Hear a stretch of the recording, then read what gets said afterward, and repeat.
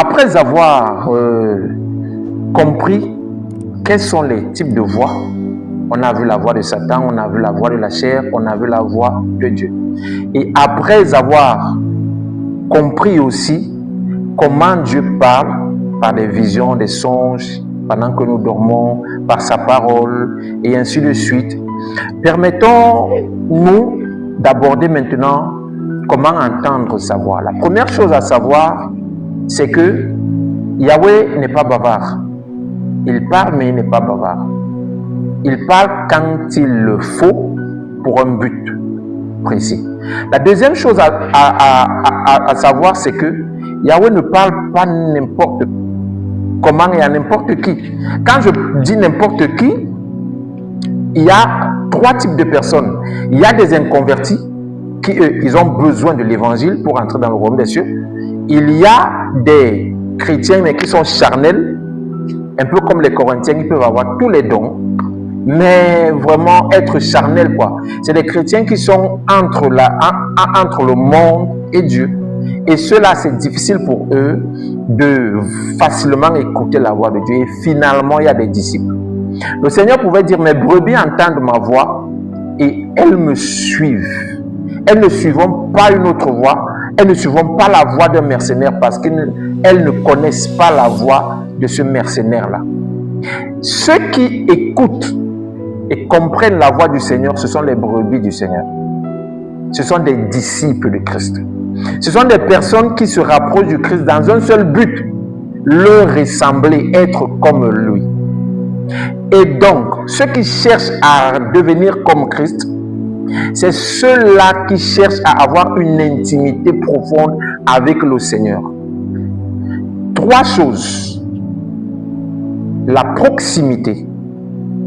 La proximité d'un homme envers le Seigneur lui donne automatiquement une oreille spirituelle à facilement comprendre quand c'est Yahweh qui parle.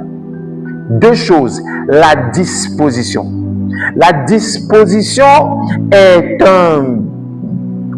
en fait un état dans lequel on se met à disposition. Je veux dire, on cherche tout ce qu'il faut selon tout ce qui est à notre pouvoir pour pouvoir écouter la voix de Dieu. Se disposer pour écouter la voix du Seigneur. La disposition. La troisième chose, c'est la disponibilité. Je dois être disponible à tout moment que Yahweh veut me parler. Je dois être à même de pouvoir écouter à chaque fois qu'il vient vers moi. Ces trois choses vont me permettre d'être tout le temps à l'écoute du Seigneur.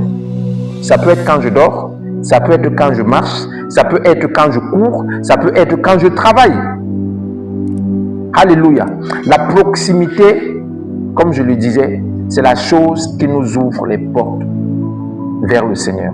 Et donc, ceux qui montent dans le jeûne, dans la méditation, dans la prière, c'est ceux qui sont à même de pouvoir écouter facilement le Seigneur parler. Bien-aimés, je nous supplie tous, autant que nous sommes enfants de Dieu, d'être prompts à s'approcher du Seigneur, d'être prompts à la méditation, d'être disciplinés dans notre vie de prière et de nous sanctifier.